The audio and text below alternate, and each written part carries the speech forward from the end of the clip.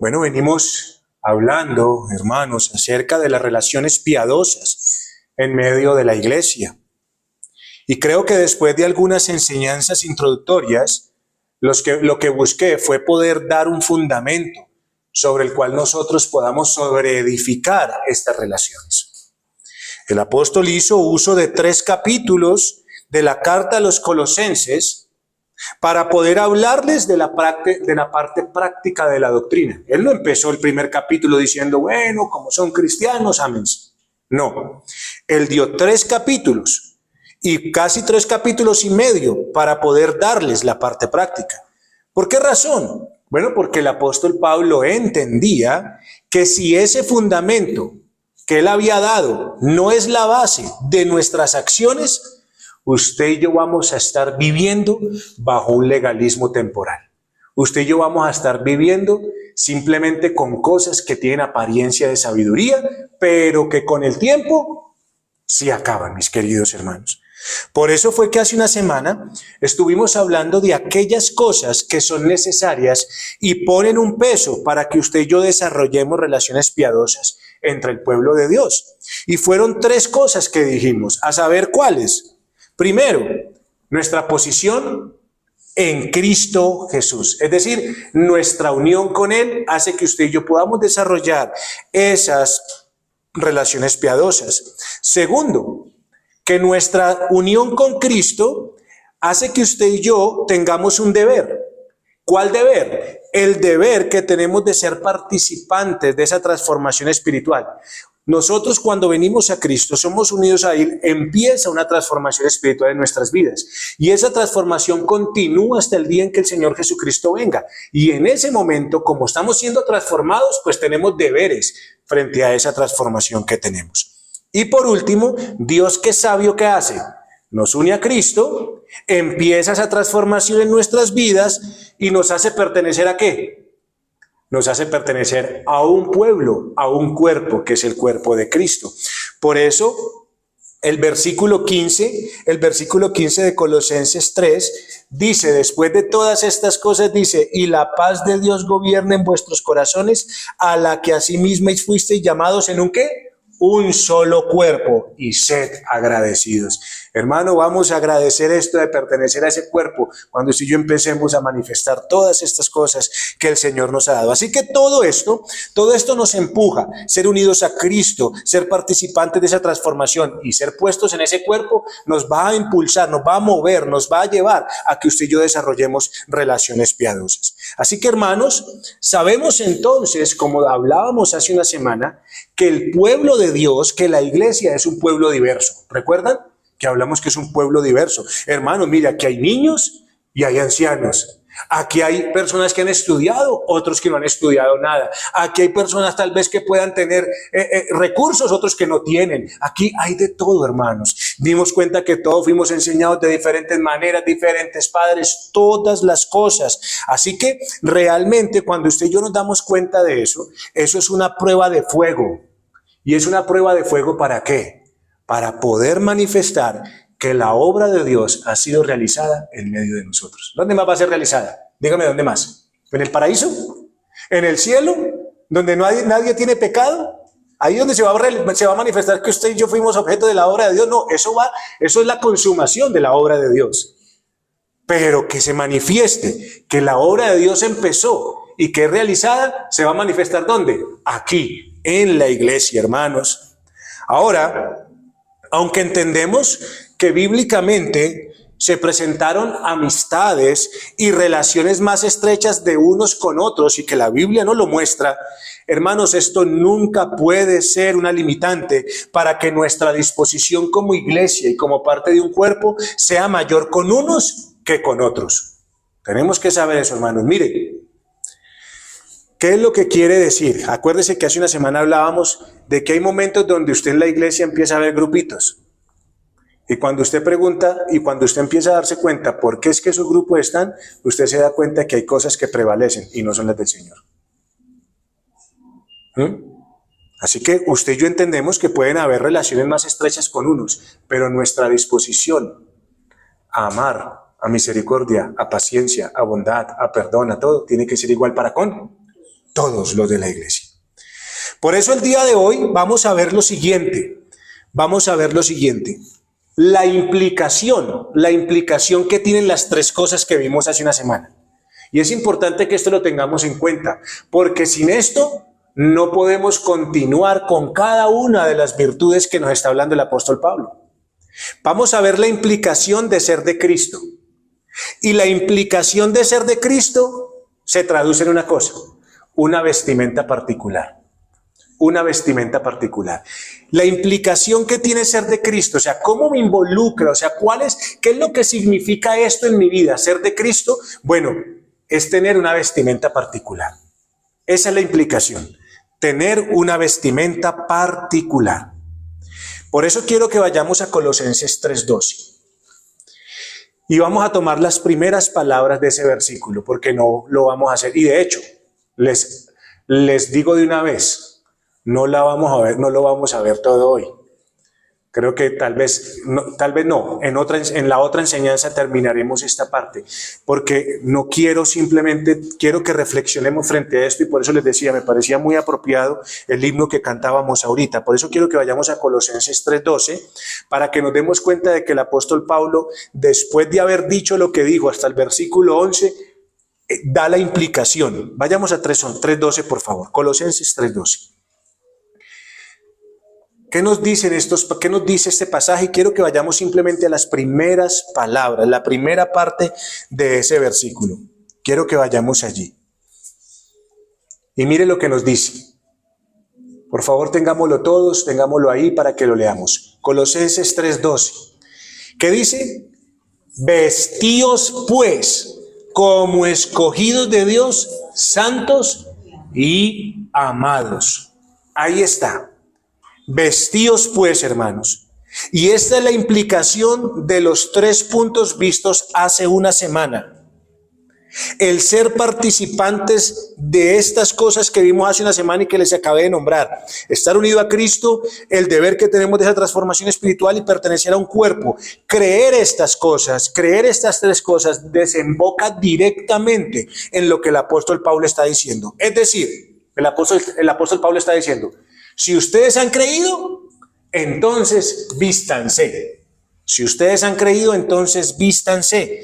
Porque la vida cristiana debe volverse visible en el diario vivir. La vida cristiana debe ser distinta a todo lo que usted y yo vemos en el mundo.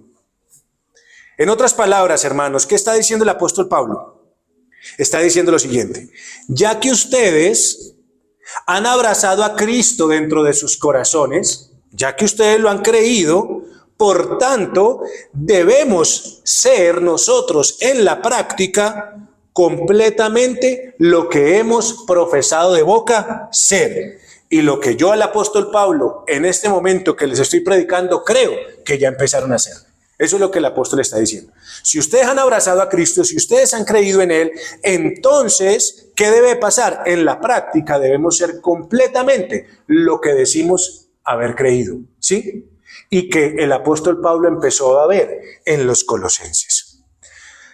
Por eso es que el apóstol Pablo dice una vez más: vestíos o cúbranse de estas nuevas cualidades, vístanse de lo que es ser hecho de parte del Señor. Debido a que ustedes son, según lo que dice el versículo 12, pónganse esto, cúbranse de estas cualidades, porque ustedes son ¿qué? Escogidos de Dios, santos y amados. Entonces, hoy vamos a ver esta implicación, la implicación de ser de Cristo, y esta vestimenta particular la vamos a ver en 3 partes. Porque el apóstol Pablo está diciendo: vístanse primeramente como ¿qué? Como escogidos por Dios. O sea, vístanse como personas que han sido escogidas por Dios. Eso es lo que vamos a ver el día de hoy. Pero también vamos a ver cómo el apóstol Pablo nos dice: vístanse como quien ha sido apartado o consagrado por Dios. Y por último, el apóstol Pablo dice: vístanse como quien ha sido amado por Dios. Esas son las... O sea, esta es la vestimenta particular. Esto.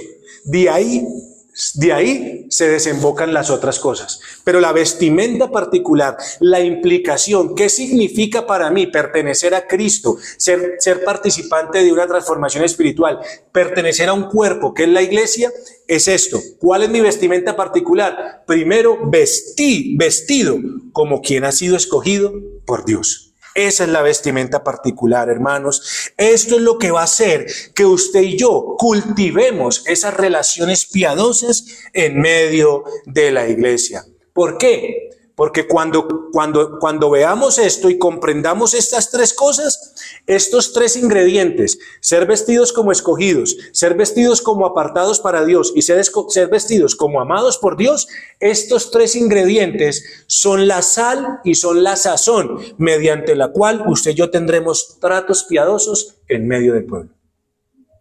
Son esas tres cosas, mis queridos hermanos. Esa es la vestimenta particular. No es que solamente vístanse de entrañable misericordia, no es que solamente vístanse de esto, no, vístanse primero de ¿qué? Como quienes han sido escogidos por Dios. Eso es lo que vamos a ver el día de hoy. Vístanse como quien ha sido escogido por Dios. Mire, no vamos a tocar esta doctrina de manera total, pero tenemos que saber una cosa: escogidos por Dios. Y esto nos deja ver que la elección de Dios, la elección, el que Dios nos haya elegido, el que Dios nos haya escogido, y esa elección de Dios sobre nuestras vidas es una bendita riqueza de su gracia. Es una riqueza de su gracia. ¿Por qué? Porque Dios se complació. Mire, Dios quiso bendecir a una parte de esta humanidad perdida en pecado y destinada a la ruina eterna, entre la cual usted y yo nos encontrábamos. ¿Qué quiso hacer Dios? Entre toda esa humanidad perdida, todos los que estábamos, ¿sí o no? Toda la humanidad estaba perdida. Toda la humanidad había pecado contra él, ¿cierto? Y Dios se complació en querer bendecir a una parte de esa humanidad.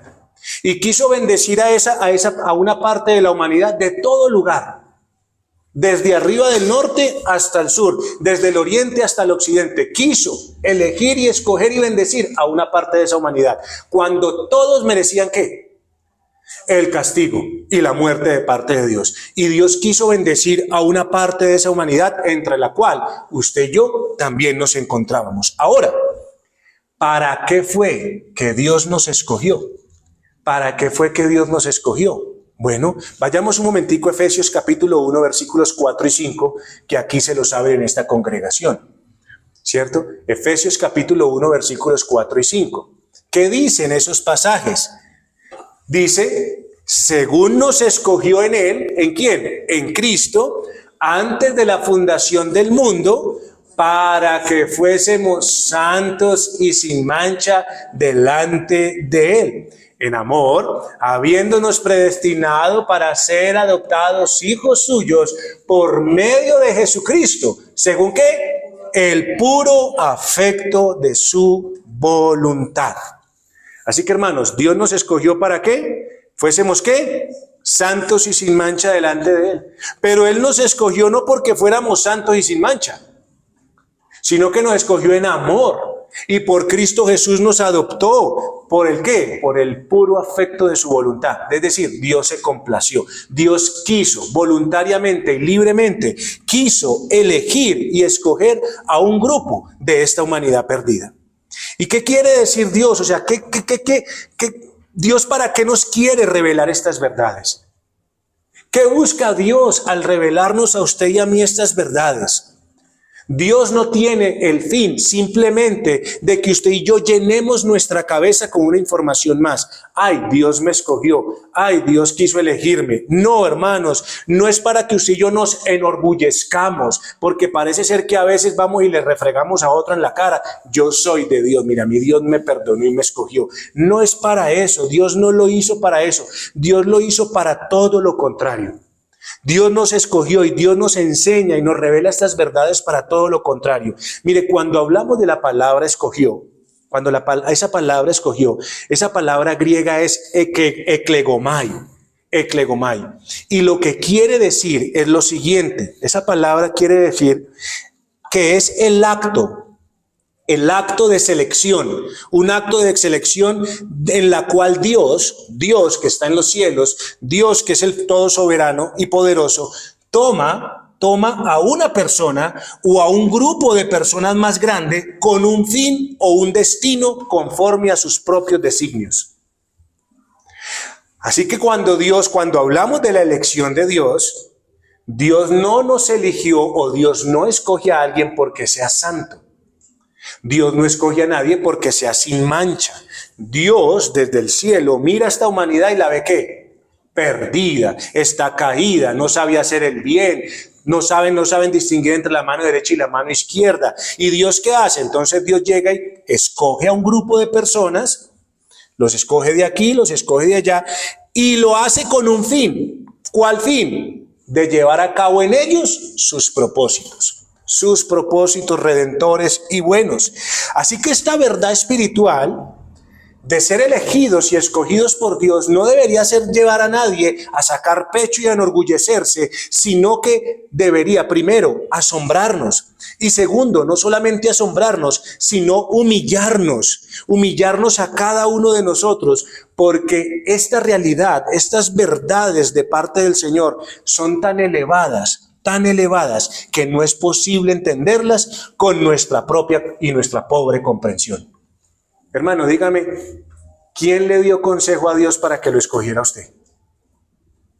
Dígame, ¿entiende usted eso? ¿Entiende por qué Dios lo escogió a usted y no escogió a uno que era mejor que usted?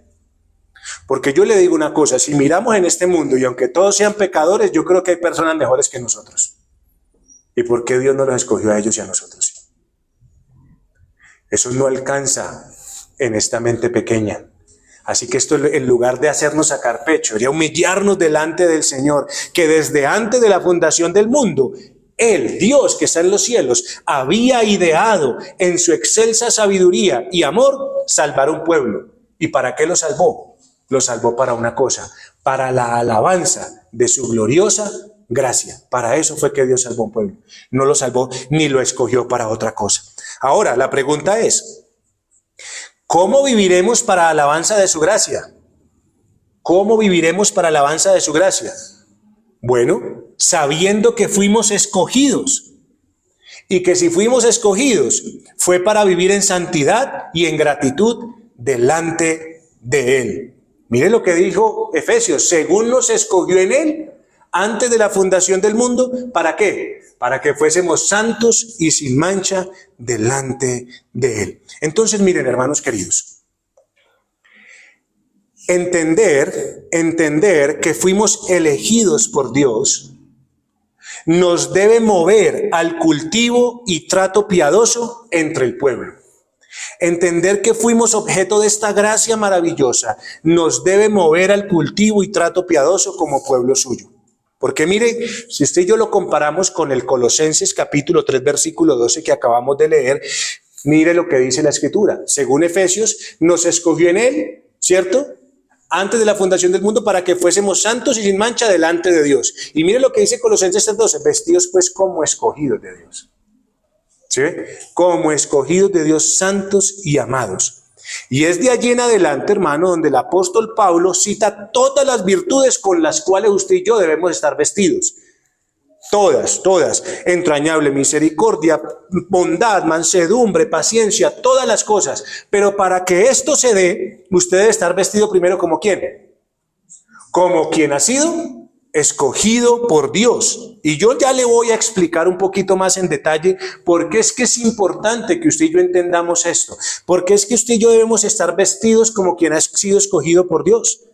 Hermanos, el apóstol Pablo lo que quiere es seguir dando ese fundamento. Lo que el apóstol Pablo quiere es seguir afirmándonos en nuestros corazones. El apóstol Pablo no quiere simplemente decir, ámense y perdónense sin una base, sin un fundamento. ¿Sabe por qué?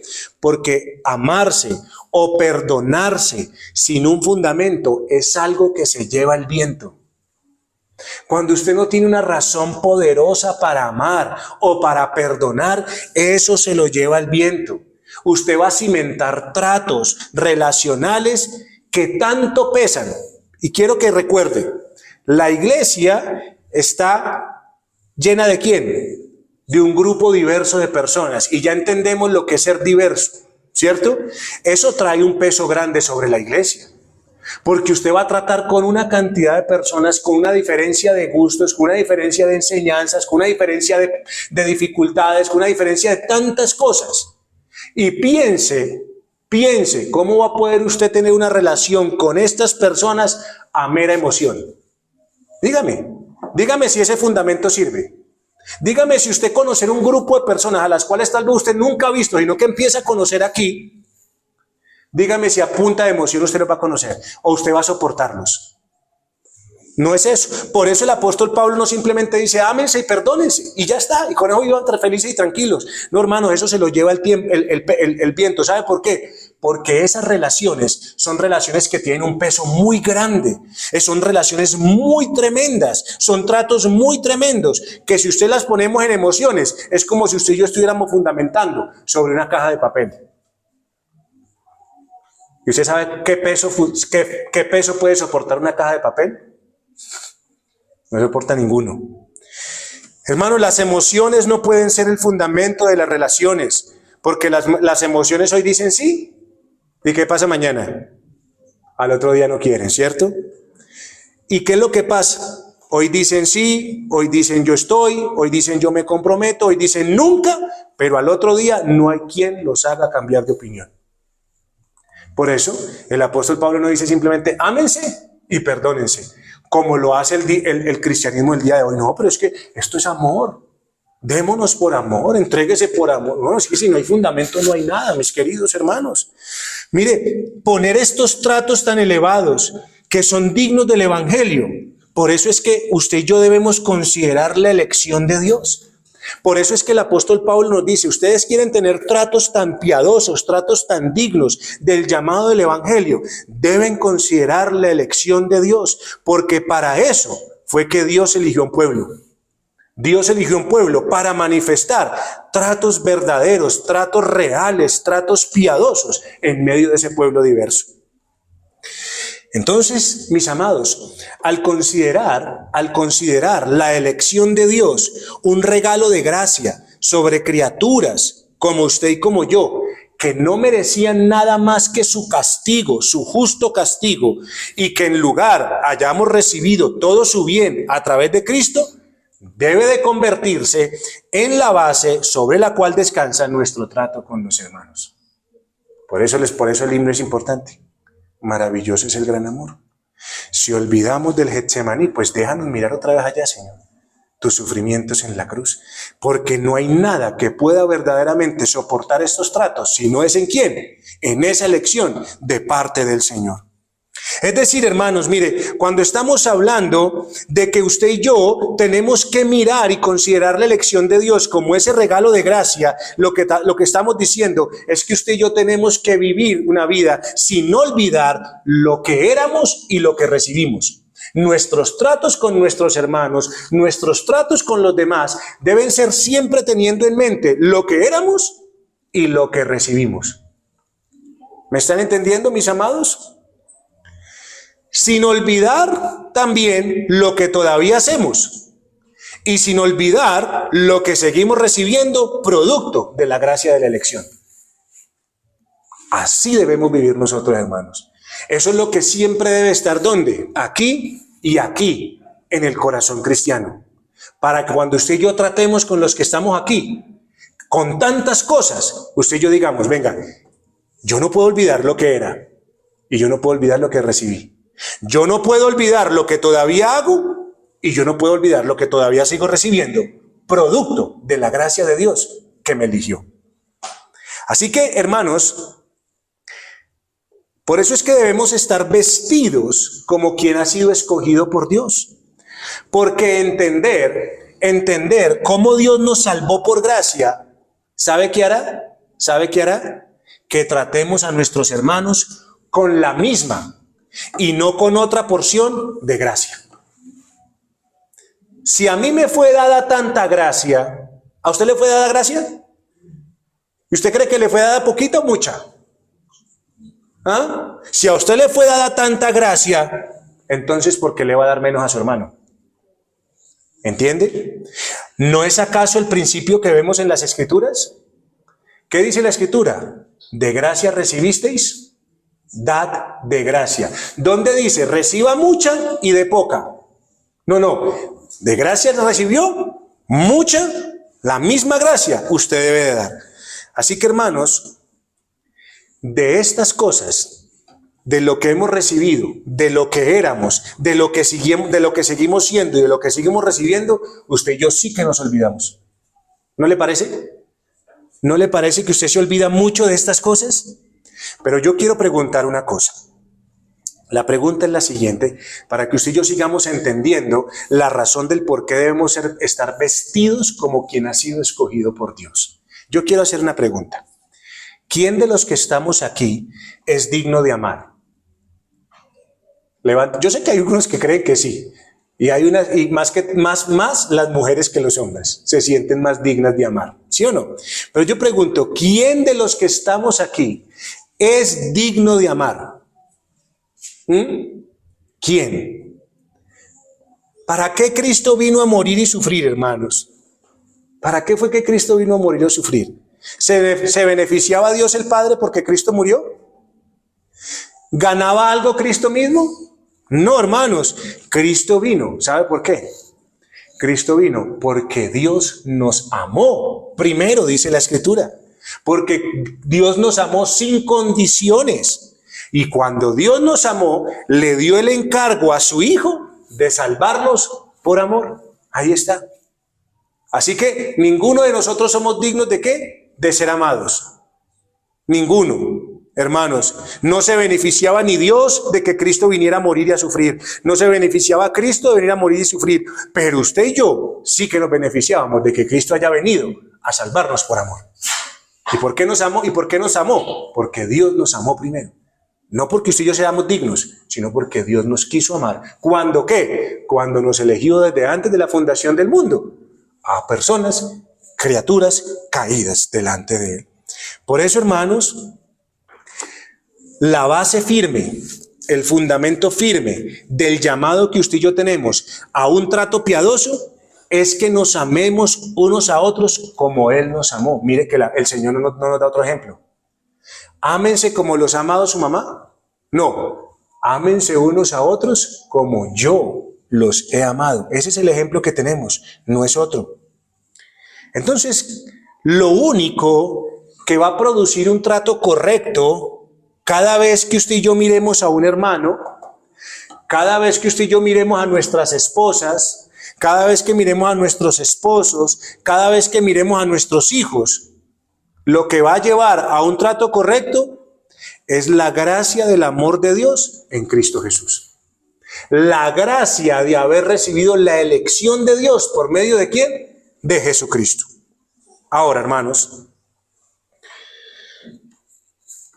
cuando hablamos de que Dios nos amó de pura gracia, cuando estamos hablando de que Dios nos amó de pura gracia, es decir que Dios nos amó muy, pero muy por encima de lo que merecían nuestras obras. ¿Es así o no es así? Y no solamente que nos amó muy por encima de lo que merecían nuestras obras, sino que fuera de eso añadió un perdón muy generoso. ¿O no le parece?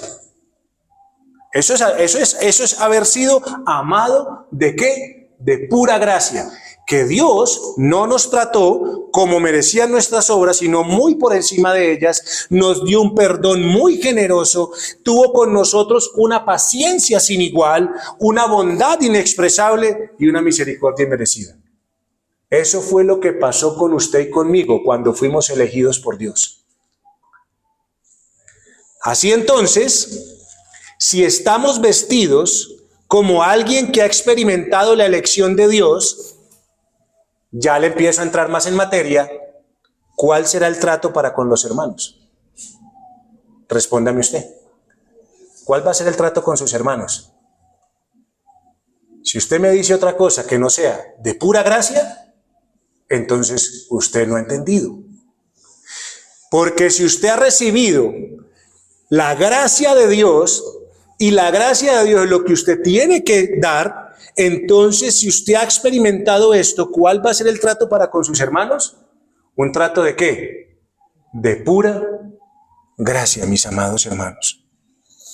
Entonces empiece a mirar esto y empiece a aplicarlo a su vida. Ya le estoy dando un fundamento. O sea, yo ya le estoy diciendo a usted cuál es la implicación. Es una vestimenta particular. ¿Cuál es la vestimenta? Ser vestidos como quien ha sido ¿qué? Escogido por Dios. Así que si usted ha sido un escogido por Dios, usted ha experimentado ¿qué? Una gracia de Dios inigualable. ¿Y qué quiere decir haber experimentado la gracia de Dios de manera inigualable? Que Dios lo trató muy por encima de lo que merecían sus obras. De que Dios le extendió un perdón muy generoso. De que Dios le tuvo una paciencia sin igual. Que Dios le mostró bondad, pero que usted no alcanza a imaginarse. Y que le muestra una misericordia que es inmerecida para usted. Así que si eso es lo que usted ha experimentado de parte de Dios, ¿cuál va a ser el trato con sus hermanos? ¿Diferente? Entonces, como Él nos amó por encima de nuestros méritos y por encima de sus méritos, como Dios nos amó por encima de sus gestos y de los gestos que usted y yo hacemos, como Dios nos amó por encima de nuestras palabras, como Dios nos amó por encima de nuestras torpezas, como Dios nos amó por encima de nuestros malos pensamientos, y más bien añadió perdón, paciencia, bondad y misericordia.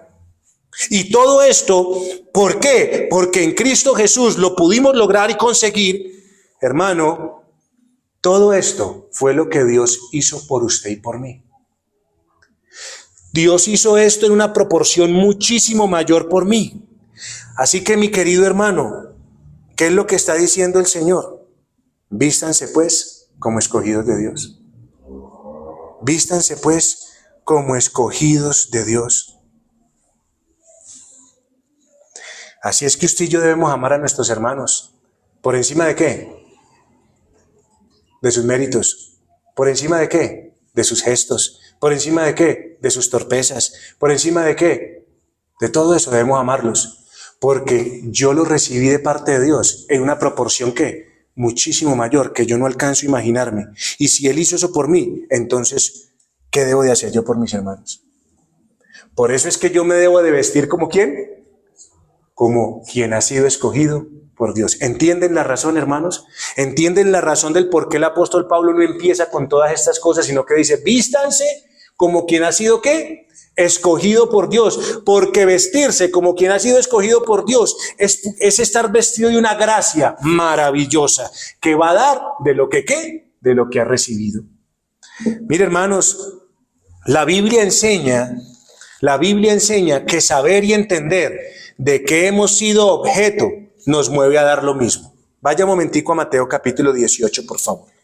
Vaya a Mateo capítulo 18, versículos 23 al 35. Eso es lo que la Biblia nos enseña. Ese es el principio de la Biblia. Que si usted y yo entendemos y sabemos qué es ser objeto de gracia, entonces nos va a mover a lo mismo. Es lo que la Biblia enseña, es lo que la Biblia demanda de parte de nosotros. Mateo capítulo 18, 23 al 35. Ténganlo todos y todo lo leemos, por favor.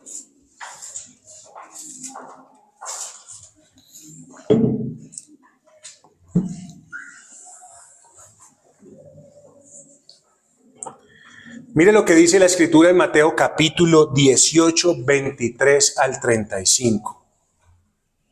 Dice, por lo cual el reino de los cielos es semejante a un rey que quiso hacer cuentas con sus siervos. Mire de dónde está empezando.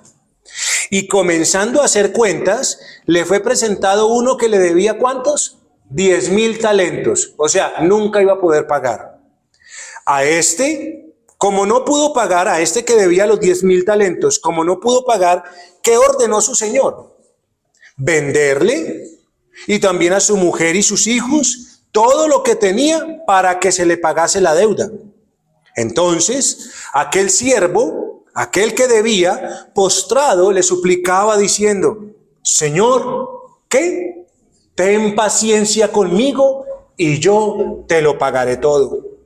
¿Y qué pasó cuando éste le suplicó, cuando se postró delante de él? ¿Qué hizo el Señor? El Señor de aquel siervo, ¿movido a qué? A misericordia, le soltó y le perdonó la deuda. Aquí viene la situación. ¿Qué recibió el siervo? ¿Qué recibió el deudor? Misericordia y ¿qué más? Y perdón de la deuda que tenía. Eso fue lo que recibió.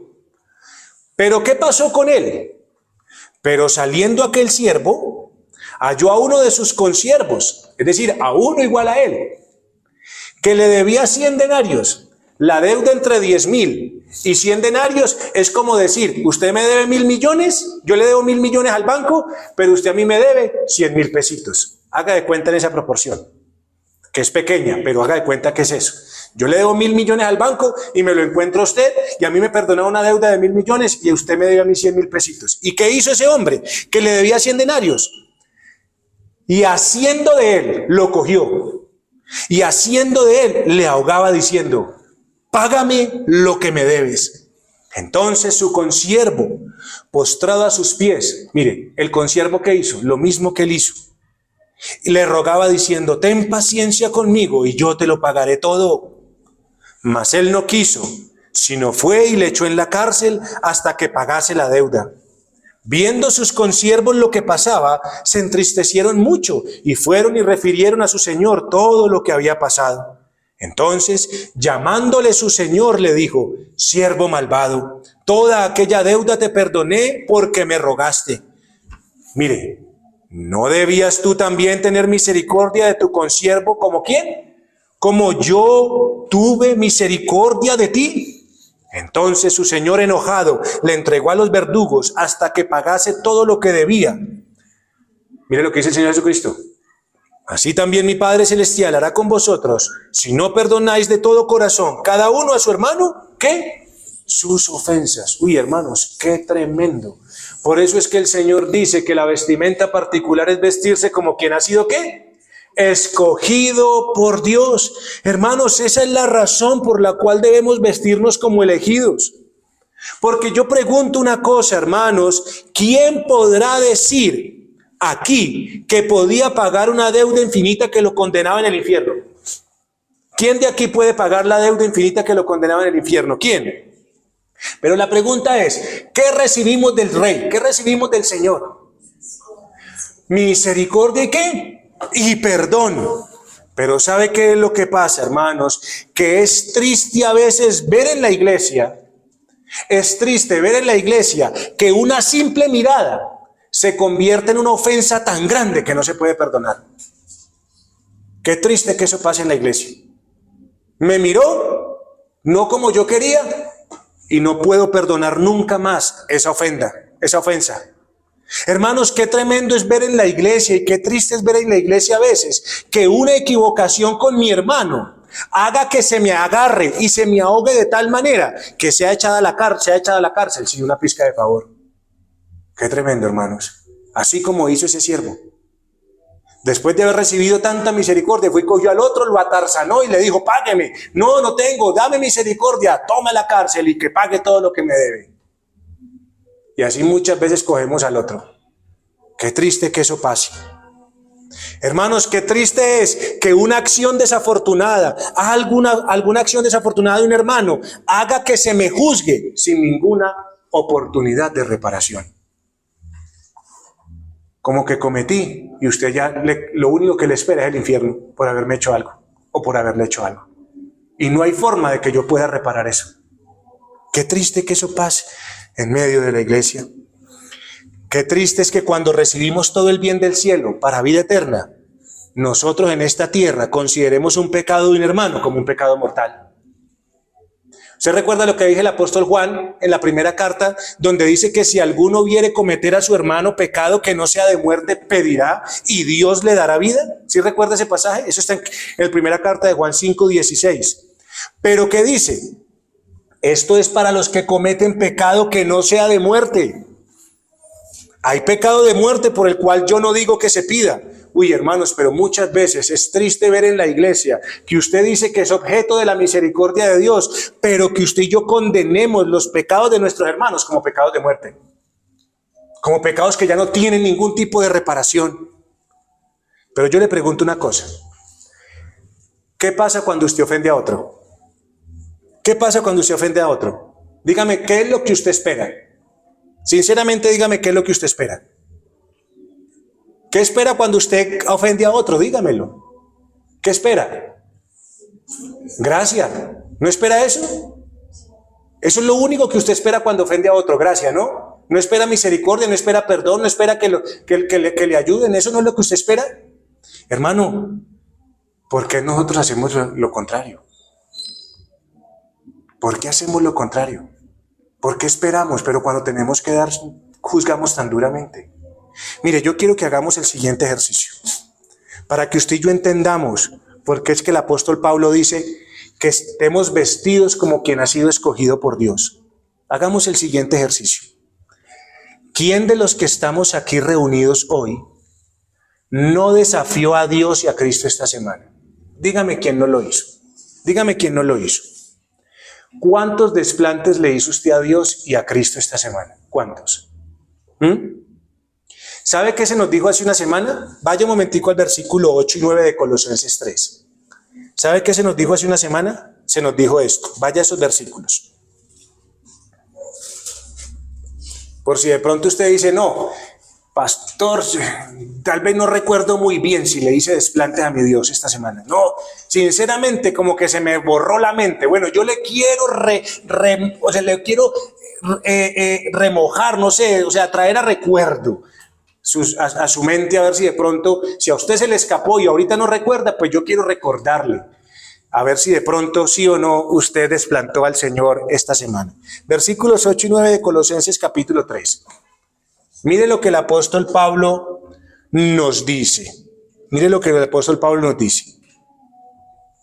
Pero ahora dejad también vosotros todas estas cosas: ira, enojo, malicia, blasfemia, palabras deshonestas de vuestra boca. No mintáis los unos a los otros, habiéndoos despojado del viejo hombre con sus hechos. Una vez más, de pronto, a usted se le olvidó que esta semanita, no, yo la verdad, sinceramente, yo no me acuerdo haber hecho nada delante de Dios, haber desplantado a mi Cristo. Pues yo le traje a memoria algunas cosas, a ver de pronto cómo le fue. ¿Cómo le fue a usted con esto? Porque esta lista de pecados que acabamos de nombrar y que el apóstol Pablo acaba de nombrar, son más de carácter social que personal. Y le quiero explicar qué es eso. Quiere decir que esta lista de pecados que hablamos aquí son pecados que atentan contra otros y no contra nosotros mismos. Son pecados que se muestran hacia quién, hacia otros. ¿Cuántas veces se enojó usted esta semana con usted mismo? ¿Cuántas veces? Con usted mismo. Yo creo que ninguna. Pero ¿cuántas veces se enojó con otro? Por eso le digo que estos no son pecados contra nosotros, sino que son pecados ¿qué? Contra otros, mis queridos hermanos. Pero ¿sabe qué es lo que pasa? Que estos pecados son pecados que traen destrucción y que dañan una relación. Esos son pecados que hacen eso. Y la pregunta es, hermanos, ¿cuántos de nosotros sentimos indignación? ¿Cuántos de nosotros esta semana que pasó sentimos amargura? ¿Y cuántos de nosotros sentimos un corazón que ardía sin control por la actitud o la palabra de otro? ¿Cuántas veces le pasó esta semana? ¿Cuántas veces tuvo enojo e ira? ¿Y cuántas veces de esta semana, al tener esta indignación, esta amargura y un corazón que arde, terminó explotando? ¿Cuántos? Entonces la pregunta es, ¿no desplantamos a Dios? Así que no solamente eso, piense en esa ira y en ese enojo que no se pudo controlar. ¿Sabe qué produce eso? ¿Sabe qué produce esa ira y ese enojo que no se pueden controlar? Malicia. Mire que es que el Señor es sabio. Malicia. ¿Y sabe qué es esa malicia? Que cuando usted ya tenía ese corazón sin control, ese corazón que ardía, es esa mala disposición que usted tiene en la mente, que empieza a pensar mal de su prójimo y que alimenta una mala disposición y un ánimo grosero hacia otra persona. ¿Qué le pasa? Nada. ¿Sí ven? Ahí está. ¿Usted está mal conmigo? No. Pues re bien. Y ni quieres capaz de mirarlo a uno. ¿Entiende, hermano, lo que está pasando? ¿Entiende hacia dónde nos lleva eso? Una mala disposición de mente. Y si hay una mala disposición de mente y corazón, nunca espere que usted le va a hacer bien a alguien. Va a tener un ánimo grosero, un ánimo corrupto. ¿Y quiere que le diga una cosa? Apenas vamos aquí en el segundo escalón. Usted ya dice, uy, me partí una pierna. Espere que va a seguir partiéndose más porque va desde para abajo. Y saca de cuenta, la ira y el enojo es caerse en el primer, segundo, tercer escalón de estas escaleras. Pero eso todavía no ha terminado.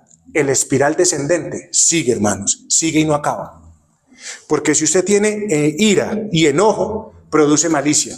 Pero ahora le voy a decir que sigue. Cuando usted hace cuando usted hace eso, si quiere escríbalo en el cuaderno, escríbalo para que no se nos olvide. Haga este ejercicio matemático. Ponga ira más ira más enojo, ¿sí? Más malicia. Esas tres cosas. Ahora, yo le voy a enseñar a sumar espiritualmente. Porque tengo ese trabajo de hacerlo aquí. Sumemos espiritualmente. ¿Qué sigue o cuál es el resultado de ira más enojo más malicia? Igual blasfemia y palabras deshonestas. Blasfemia y palabras deshonestas. ¿Qué quiere decir esto? Hermanos, que después de que usted se dejó llevar por el enojo y la ira, entonces viene la malicia y ¿sabe qué es lo mínimo que se espera de usted? Insultos. Palabras que ofenden. Palabras que buscan hacer daño. Palabras chismosas, murmuraciones. ¿Entiende cuál es la ecuación y cuál es la suma espiritual? Enojo más ira más malicia igual a blasfemia y palabras deshonestas. No puede salir otra cosa. Por eso el Señor es sabio. Por eso el Señor dice, dejen estas cosas, porque estos son pecados que contra las personas. Y esto es blasfemar a Dios, hermanos, quien creó a la persona y quien está obrando en esa persona. Y sabe qué es lo que pasa cuando usted está lleno de enojo, de malicia. ¿Sabe qué pasa? Usted mismo dice, uy, no, pastor.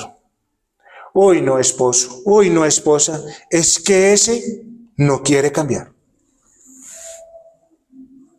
Es que ese, yo no sé qué es lo que le pasa. ¿Y sabe qué está diciendo usted ahí? Que si ese es un hijo de Dios, usted está diciendo, Dios no lo quiere cambiar. Y Dios dijo que Dios estaba transformando y que Dios estaba haciendo y que no ha dejado de hacer. Así que usted le está echando la culpa a ¿quién? ¿Puede entonces usted, mi amado hermano, notar aquí el progreso del vicio del viejo hombre? ¿Sí? ¿Cómo empieza de aquí? Y cuando usted ya llegó aquí al suelo, amigos, si se puede parar, dele gloria al Señor. Porque lo dejó acabado.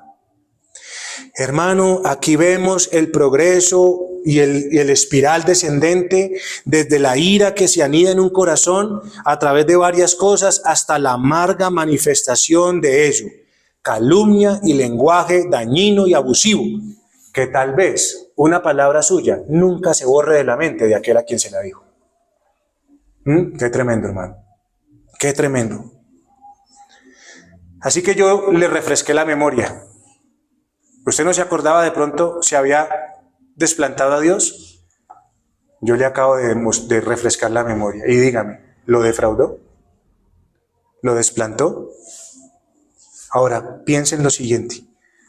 Piense qué pasaría si Dios hubiese querido castigar ese pecado que usted cometió, a pesar de que usted sabía que estaba mal y siguió adelante. Piense qué hubiese pasado si Dios lo hubiese castigado. Piense dónde estaría usted hoy. Piense dónde estaría usted hoy. Pero ¿quiere que le diga una cosa? Ahora, mire dónde está. Mire bien dónde está. Y con detenimiento, quiero que con detenimiento mire sus manos. Mírelos. Mire sus pies. Mire su cuerpo. Examine sus pensamientos y dígame si sufrió el castigo que merecía. Dígamelo. Dígamelo si lo sufrió. Y tenemos que decir no, absolutamente no. ¿Y sabe por qué? ¿Sabe por qué no se recibió? Porque en Cristo fuimos escogidos por Dios de pura gracia. Y eso fue lo único que recibimos esta semana. Pura gracia de parte del Señor. Cada uno de nosotros fue tratado esta semana, no de acuerdo a nuestra perfecta obediencia, ¿o sí? ¿Fuimos tratados de acuerdo a nuestra perfecta obediencia? ¿Fuimos tratados de acuerdo a nuestra gran devoción y fervor delante de Dios?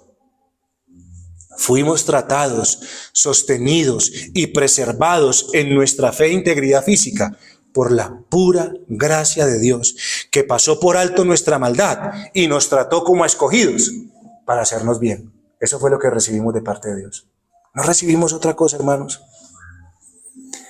Entonces, una vez más yo pregunto, si nos vestimos como escogidos de Dios, entonces el resultado ¿cuál va a ser? Si nos vestimos como escogidos de Dios, ¿cuál va a ser el resultado? ¿Cómo trataré yo a mi hermano? ¿Cómo trataré a mi esposa? ¿Cómo trataré a mi hijo con rudeza cuando desde la mañana hasta la noche soy tratado por Dios en Cristo Jesús de pura gracia? Es decir, ¿voy a tratar yo a mi hermano, mi esposa, mi hijo como yo no he sido tratado por Dios, aunque yo sí lo merezco?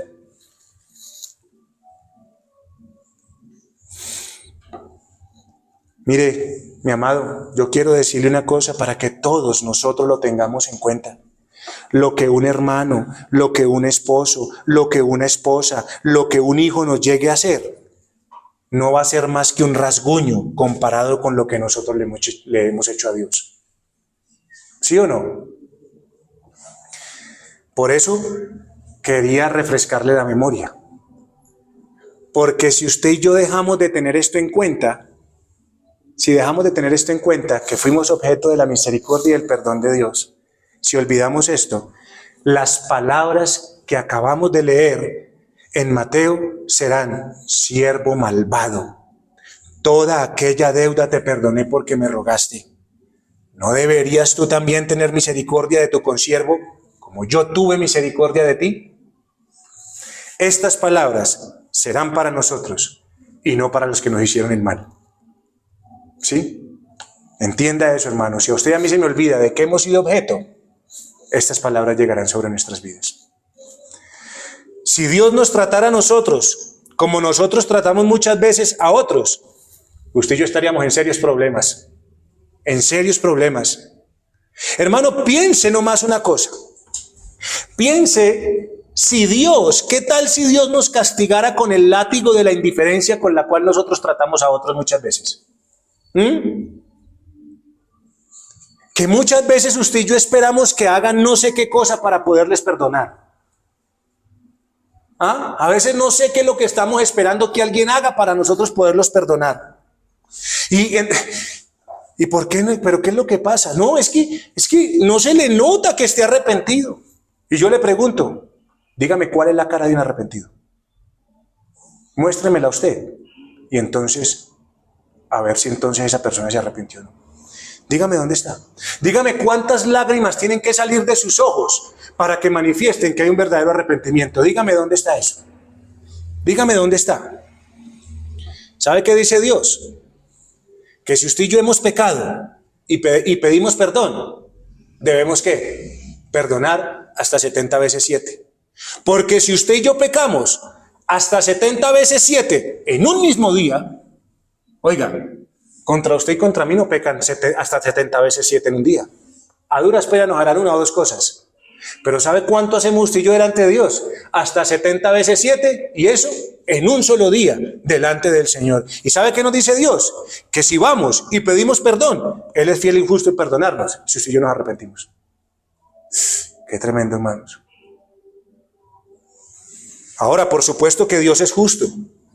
Y yo entiendo que el arrepentimiento tiene formas y que hay cosas que se deben de dejar y hay cambios de conducta. Pero lo que yo quiero decirle en esta mañana, querido hermano, es que debemos tener cuidado que cuando nos pase algo, usted y yo tomemos el lugar de Dios. Para saber cómo perdonamos, bajo qué condiciones, qué caras, qué acciones tiene que hacer para yo perdonar. Mucho cuidado, mucho cuidado. Porque terminamos usted y yo siendo Dios leyendo los corazones y decidir qué hacemos. Hermano, no midamos con la regla que usted y yo no hemos sido medidos. Mucho cuidado, mucho cuidado. Así que termino con esto. ¿Entendemos ahora la razón por la cual debemos vestirnos como escogidos de Dios? ¿Ve por qué razón no se puede empezar con lo otro? ¿Entiende usted hoy de lo que usted ha sido objeto? ¿Entiende usted hoy de lo que usted tiene que vestirse? Porque cuando usted y yo nos vistamos como escogidos de Dios, esto nos va a motivar al cultivo de relaciones piadosas en la iglesia. Si no es por gracia, no habrá relaciones piadosas entre el pueblo. ¿Sí me estoy haciendo entender, mis amados? Cuando las relaciones con sus hermanos o nuestros cercanos empiecen a ponerse un poquito tensas, Señor, si yo he olvidado el Getsemaní, ¿sí? Entonces déjame ver tu cruz, déjame ver tus sufrimientos, déjame ver cómo me has pagado, déjame ver qué es lo que tú has hecho. Cuando usted empiece a ver que las cosas están poniéndose duras, entonces usted mírese las manos, mírese los pies, mírese su cuerpo, mire todo, y mire con qué es que usted está vestido. ¿Y sabe qué va a decir? Si usted se mira, ¿sabe qué va a decir? ¿Sabe qué va a decir la marquilla? ¿Sabe qué va a decir la marquilla? Elegido por la pura gracia de Dios en Cristo Jesús, a pesar de lo difícil que éramos y que seguimos siendo. Eso es lo que va a decir. Y cuando usted mire entonces, si olvidó el Getsemaní, y usted mira otra vez a la cruz, y mira de qué ha sido objeto, de esa gracia bendita, de la elección de Dios, ¿sabe qué va a empezar a pasar? Su ánimo va a empezar a bajar. No a levantarse, sino a bajar. Y sus pensamientos a menguar. Y las palabras serán más suaves para con aquel que usted tiene al frente. Hermano, mire, deje de preocuparse tanto con qué es que usted se va a vestir para ir a un lugar o para ir a otro. La hermosura del cristiano no depende de los atavíos externos. ¿Sí ve? ¿Entiende ahora por qué no depende de los atavíos externos? Sino que viene del corazón, del interior de un corazón. Yo le voy a decir una cosa. ¿Sabe con qué se vestía Juan el Bautista? ¿Sabe con qué se vestía Juan? Con pelo de camello, hermano. Y cuando usted mira a Juan con pelo de camello, usted dice, uy, este hombre quién sabe qué es. Pero ¿sabe qué dijo Cristo? No había otro como él. Vístase como escogido de Dios y no habrá otro como usted. Lo que ha recibido de gracia, délo de gracia. Y eso nos llevará al cultivo de relaciones maravillosas. ¿No ve usted que está siendo bendecido por Dios? Oremos al Señor.